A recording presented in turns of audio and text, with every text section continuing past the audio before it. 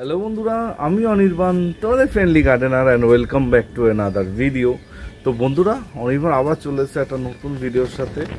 আর বর্ষার বৃষ্টি প্রায় সব জায়গায় শুরু হয়ে গেছে, কম বেশি সব জায়গায় হচ্ছে।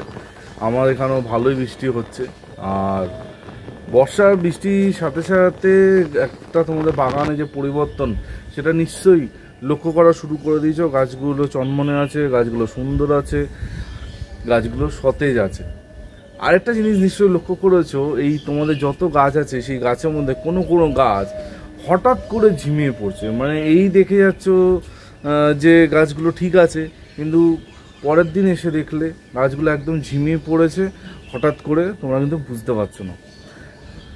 তো আজকে সেই বিষয়ে কথা হতে চলেছে যে বর্ষায় হঠাৎ করে যদি গাছ ঝিমিয়ে পড়ে তাহলে কি করে গাছগুলোকে রিকভার করা যেতে পারে। যদি এই গাছগুলোকে প্রপার ট্রিটমেন্ট না করা হয় তাহলে কিন্তু সেই গাছগুলোকে আর তোমরা বাঁচাতে পারবে না। বিগত 2-3 দিন ধরে এরকম অনেকগুলো আমার কাছে মেসেজ এসছে যে তাদের গাছ এরকম একটা সমস্যা হয়েছে, তাদের গাছে দেখছি এর সেম প্রবলেম হচ্ছে, সেম জিনিস হয়েছে। তো আজকে ভিডিওতে চেষ্টা করব যাতে তোমাদের সেই প্রবলেমগুলো আর প্রবলেম না থাকে, প্রবলেমগুলো দূর করা যায়। তো প্রথমে যেটা বলবো সেটা হচ্ছে এই প্রবলেমটা কেন হয়। ন্যাচারালি বুঝতেই পারছো বৃষ্টির জন্য এটা হয়েছে, কিন্তু শুধুই কি বৃষ্টির জন্য এটা হয়েছে? না, শুধু বৃষ্টির জন্য এটা কিন্তু হয় না, এর পেছনে অনেক কারণ থাকে। নাম্বার 1 কারণ যেটা অবশ্যই থাকে সেটা হচ্ছে গাছের গোড়ায় জল জমা। গাছের গোড়ায় যদি অতিরিক্ত সময় ধরে জল জমে থাকে তাহলে অবশ্যই এই জিনিসটা হয়। আর একটা জানেন কী জন্য হয়? অনেকে আমাকে বলছে, আমার গাছের গোড়ায় তো জল জমছে না, তাও আমার গাছটা এরকম হচ্ছে কেন? দেখো, গাছের গোড়ায় যদি জল নাও জমে, তোমাদের যে জলটা দিচ্ছে তোমরা মাটিটা এমন বানিয়েছো যে জল মাটির মধ্যে অনেকক্ষণ ধরে অ্যাবজর্ব করে রাখছে। তো সেই ক্ষেত্রেও কিন্তু সেম জিনিস হবে।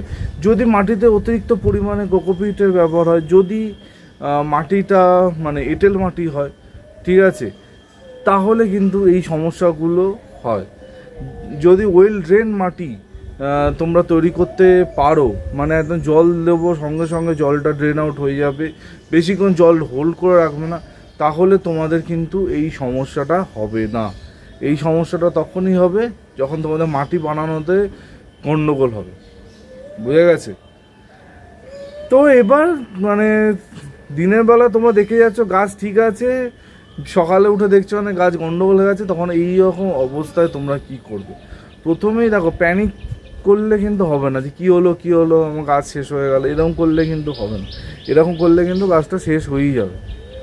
প্রথমেই তোমাদের যেটা করতে হবে, যেটা মাথায় রাখতে হবে, সেটা হচ্ছে কেন এই সমস্যাটা হয়েছে। তার কারণ হচ্ছে জল। তো আমাদের প্রথমে যেটা করতে হবে সেটা হচ্ছে টবটাকে জলের হাত থেকে বাঁচাতে হবে।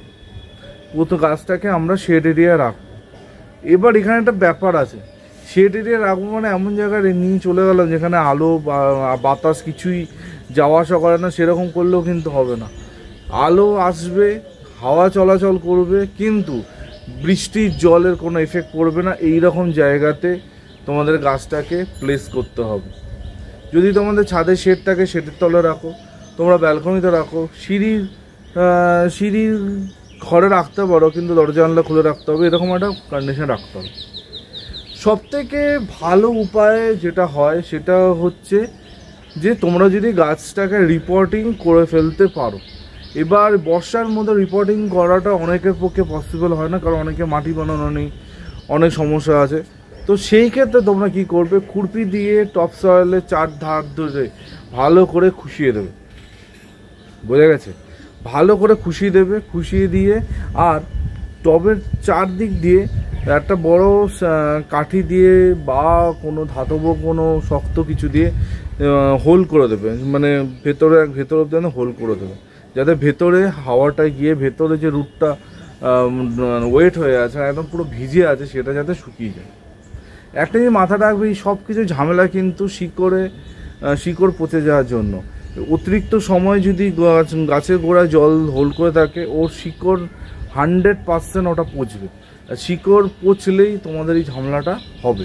তো শিকড় যদি তোমাদের ইনট্যাক্ট থাকে তাহলে এই জিনিসটা জীবনে হবে না, শিকড় পচলেই কিন্তু এই গন্ডগোলটা হবে। তো আমাদের প্রথমে যেটা করতে হবে, গাছটাকে আমরা শেডে রাখলাম, তারপর গাছটার ওপরটা খুশিয়ে দিলাম, খুশিয়ে চারদিকে বেশ 4-5খানা হোল করে দিলাম যাতে জলটা তাড়াতাড়ি ড্রাই হয়ে যায়। ঠিক আছে, এবার আমাদের কিন্তু কোনো রকমের জল এই গাছে দেওয়া যাবে না, কোনো রকমের খাবার তো দেওয়া ভুলেই যাও, গাছটাকে জাস্ট রাখো, রিকভারও আস্তে আস্তে করবে। এবার তুমি দেখছো যে 1 সপ্তাহ হয়ে গেছে, গাছটা অল্প রিকভার করেছে, পাতাগুলো অল্প দেখতে পাচ্ছ মানে ঠিকঠাক হচ্ছে। তো এইরকম কন্ডিশনে দাঁড়িয়ে তোমাদের কী করতে হবে, গাছে অল্প করে হিউমিক অ্যাসিড প্রয়োগ করতে হবে। হিউমিক অ্যাসিড নিশ্চয়ই সবার বাড়িতে আছে, হিউমিক অ্যাসিড অবশ্যই গাছে প্রয়োগ করবে। ডেফিনেটলি দেখবে আস্তে আস্তে গাছটাকে রিকভার জায়গায় পৌঁছে দেবে। এটা এমন না যে আজকে আমি বলবো কালকে তোমার গাছ ঠিক হয়ে যাবে, এটা কিন্তু আস্তে আস্তে জিনিসটা কিন্তু হবে, বোঝা গেছে? মানে হুট করে কিন্তু কখনোই কোনো জিনিস তৈরি হয়ে যাবে না যে দিলাম আর হয়ে যাবে, এটা কিন্তু হবে না। আস্তে আস্তে জিনিসটা ডেভেলপ করবে, আস্তে আস্তে হবে। এই তো গেলে একটা পার্ট। আরেকটা পার্ট কি আছে, যদি বর্ষা শুরুর আগে তোমরা এমন কোনো খাবার বা এমন কোনো সার দিয়ে থাকো যেই সারটা গাছের জন্য উপযুক্ত না, বা অতিরিক্ত রাসায়নিক সার তোমরা যদি গাছে পুরো গোড়ায় প্রয়োগ করে থাকো, তাহলেও বর্ষার জল পড়ার সাথে সাথে এই রিয়াকশানটা হবে, সঙ্গে সঙ্গে কিন্তু গাছ ঝিমিয়ে যাওয়ার গণ্ডগোলটা হবে। দেখো, এক একটা গাছের খাবার নেওয়ার ক্যাপাবিলিটি এক এক রকম থাকে, কেউ বেশি খাবার নিতে পারে, কেউ অল্প খাবারেই তার পেট ভরে যায়। এবার তুমি যদি খাবারটা এমন বানিয়েছো, এমন ওকে খাবার দিয়েছো, সেই খাবারটাও জাস্ট মানে হজমই করতে পারছে না, তো সেইখানে দাঁড়িয়ে কিন্তু এই সেম জিনিসটা হবে। তুমি বুঝতে পারবে না যে আমার ভালো গাছ ছিল হঠাৎ করে কী হলো। এই জন্যই সবসময় তোমাদের বলেছি যে খাবারটা অনেক আগে থেকে দিয়ে দিতে। খাবার যত তাড়াতাড়ি দেবে গাছের সাথে খেতে কিন্তু মিশতে ভালো। এবার তুমি জাস্ট মানে বর্ষা ধরো বৃষ্টি, আবহাওয়া দপ্তর তো বলেছে কাল পরশু থেকে বৃষ্টি হবে, তুমি তার আগের দিন খাবার দিচ্ছ, সে মিক্স খাবার হোক, সে রাসায়নিক খাবার হোক, যাই হোক। ফলে কী হলো, যেই বৃষ্টি জলটা পড়লো সঙ্গে সঙ্গে কিন্তু গাছের মধ্যে একটা রিয়াকশান ঘটবে, আর গাছটা কিন্তু ঢলে পড়বে, গাছটা ঝুলে যাবে, এরকম। ঠিক আছে, তো এইটা হচ্ছে মেনলি দুটো কারণ, যেই কারণের জন্য একটা গাছ এরকম হয়। তাছাড়া পোকার জন্য তো হয়, পোকার জন্য এটা গণ্ডগোল অনেক গাছই দেখতে পাওয়া যায়, কিন্তু এই সময় দাঁড়িয়ে এখন পোকার অ্যাটাকটা মনে হয় না হবে। মেনলি এটা জলের জন্য হতে পারে, যেটা 90% ক্ষেত্রে জলের জন্য হয়, আর 10% ক্ষেত্রে খাবারের জন্য হতে পারে। তো আমি জানি অনেকের গাছ এরকম সমস্যা জর্জরিত হয়েছে, কারণ প্রচুর বন্ধুরা আমাকে বিগত কয়েকদিন ধরে ফোন মেসেজ করেছে। তো সেই উদ্দেশ্যে আজকে ভিডিওটা কিন্তু করলাম, বোঝা গেছে? আর এই বৃষ্টি চলাকালীন প্রচুর বন্ধুরা আমাকে জিজ্ঞেস করছে যে গাছে অনেক কবে থেকে খাওয়া দিতে পারবো, কি দিতে পারবো, না দিতে পারবো, ওএসডি কম্পোজার বর্ষার মধ্যে দেওয়া যাবে কি না, এক্সেট্রা এক্সেট্রা। তো আমি সবাইকে একটা কথাই বলবো, বর্ষার মধ্যে এখনই খাবার দিতে হবে, দেওয়ার দরকার নেই। যদি তোমাদের গাছে প্রপারলি খাবার দেওয়া থাকে, সারা বছর পরিচর্যা থাকে, আমি যেরকম খাবার যখন দিতে বলেছি সেটা তোমরা যদি দিয়ে থাকো, তোমাদের এই বর্ষার মধ্যে খাবার দেওয়া নিয়ে মাথা ব্যথা করতে হবে না। হ্যাঁ, বর্ষার মধ্যে ওএসডি কম্পোজার দেওয়া যায়, কোনো অসুবিধা নেই। তোমরা গতকালকে ওএসডি কম্পোজারের ওপর ভিডিওটা দেখেছো, রবিদার অসাধারণ ভিডিও। আর তার দুদিন আগে তোমরা ট্রাইকোডার্মা ভিডিও দেখেছো। এই দুটো ভিডিও যারা অর্গ্যানিক গার্ডেন করে, যারা অর্গ্যানিকভাবে বাগান করছে, তাদের জন্য অমৃত। আর শুধু তাই না, সবার জন্যই ভালো, ঠিক আছে? কিন্তু বেসিক্যালি আমরা আস্তে আস্তে মানে বাগানটাকে যেহেতু একদম টোটালি জৈব বাগানে করার পরিকল্পনা নিয়েছি, তো সেই জন্য কিন্তু আমাদের ওটা দরকার। এই যে আমার যে বেডটা দেখতে পাচ্ছ, এই বেডে যে মাটিটা বানানো আছে টোটাল 100% অর্গ্যানিক, এর মধ্যে কোনো ট্রাইকোডার্মা দেওয়া আছে। এই বেডে মানে কণায় কণায় শুধু অর্গ্যানিক আছে, এখনও অবধি কোনো রকমের কেমিক্যাল কিচ্ছু ইউজ করিনি। তো দেখতেই পাচ্ছ কত সুন্দর তৈরি হয়েছে। তো অর্গ্যানিক গার্ডেনিং কিন্তু মানে সবাই বলছে করতে, কেন্দ্রীয় সরকার থেকে শুরু করে যত সায়েন্টিস্ট আছে যারা সবুজের ওপর রিসার্চ করছে, যারা গাছেদের ওপর রিসার্চ করছে, সবার মুখে কিন্তু একটাই কথা যে ফিউচার হচ্ছে অর্গ্যানিক গার্ডেনিং। কেমিক্যাল কিন্তু আস্তে আস্তে মানুষ মানে বর্জন করা শুরু করেছে। অনেক স্টেট আছে যেখানে কেমিক্যাল ফার্টিলাইজার বিক্রি করাই যায় না, ঠিক আছে?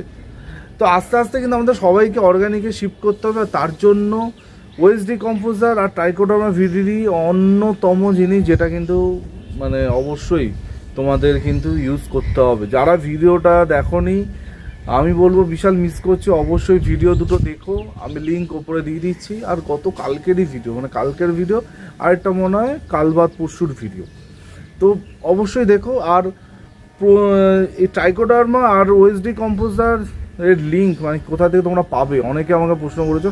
এইগুলো কিন্তু তোমাদের লোকাল নার্সারিতে গিয়ে খোঁজ করতে পারো, ওখানে কিন্তু পেয়ে যাবে। আর যদি না পাও, আমি ভিডিওর মধ্যে কিছু লিঙ্ক দিয়ে দিলাম, সেখানে ক্লিক করে তোমরা বাড়িতে বসে জিনিসগুলো আনাতে পারো, ঠিক আছে? তো এই ছিল আজকে টোটাল ভিডিও। আর যেতে যেতে একটা কথা বলবো, সেটা হচ্ছে প্রচুর বন্ধুরা চ্যানেলে মেম্বারশিপ নিয়েছো, থ্যাংক ইউ সো মাচ। মানে এতে অনির্বাণের অবশ্যই অনেকটা হেল্প তো হবেই। তোমরা যে মানে অনেকেই এমনও হয়েছে যে মেম্বারশিপ নিয়ে আমাকে স্ক্রিনশট তুলে পাঠিয়েছে, অনির্বাণ তোমার মেম্বারশিপ হলাম, তোমার ক্লাবে যুক্ত হলাম, এরকম অনেক রকম মানে কমেন্ট এসছে। তো যারা সত্যি মানে এই অনির্বাণের পাশে থেকেছো, পাশে আছো, তাদের জন্য অনেক অনেক অনেক থ্যাংক ইউ। আর আমি আগেও বলেছি, এখনও বলবো, মেম্বারশিপ তোমাদের যে নিতেই হবে এটা কিন্তু কোনো ব্যাপার না, কিন্তু মেম্বারশিপ নিলে অবশ্যই অনির্বাণের একটু তো হেল্প হবে, ঠিক আছে? কোনোদিন আমি কখনো কাউকে মেম্বারশিপ নেওয়ার জন্য জোর করিনি, আর ফিউচারও করব না। ভিডিও যেরকম আসছে সেরকমই ভিডিও তোমরা পেতেই থাকবে। আর যেতে যেতে একটা কথা বলবো, আমার নতুন ব্লগ, যারা আমার ব্লগ দেখতে ভালোবাসো, জানোই আমি প্রচুর জায়গায় ঘুরতে যাই, তো আমার সিকিমের নতুন ভিডিও কিন্তু আমার চ্যানেলে চলে এসছে। উপরে আই বাটনে দিয়ে দিচ্ছি, নিচে ডেসক্রিপশানে লিঙ্ক দিয়ে দিচ্ছি, আমার ব্লগ চ্যানেলে যাও। আর যারা জানো না, আমার আরেকটা সেকেন্ড চ্যানেল আছে, সেখানে কিন্তু আমি ঘুরতে যাওয়ার বিভিন্ন রকমের ভিডিও পোস্ট করে থাকি। তো সেই চ্যানেলটা অবশ্যই সার্চ করো, ডেসক্রিপশানে লিঙ্ক দিয়ে দিলাম, নিশ্চয়ই তোমাদের ভালো লাগবে। তো এই বলে আজকে ভিডিওটা এখানে এন্ড করছি। কারণ মনে কোনো প্রশ্ন থাকলে অবশ্যই কমেন্ট করতে ভুলো না, আমি সব কমেন্টে উত্তর দেবো, কথা দিচ্ছি। আর কথা দিচ্ছি, কালকে ঠিক সকাল 11টায় অনির্বাণ আবার চলে আসবে একটা নতুন ভিডিওর সাথে। টিল দেন সবাই ভালো থেকো আর সবুজে থেকো, ততক্ষণের জন্য বাই বাই।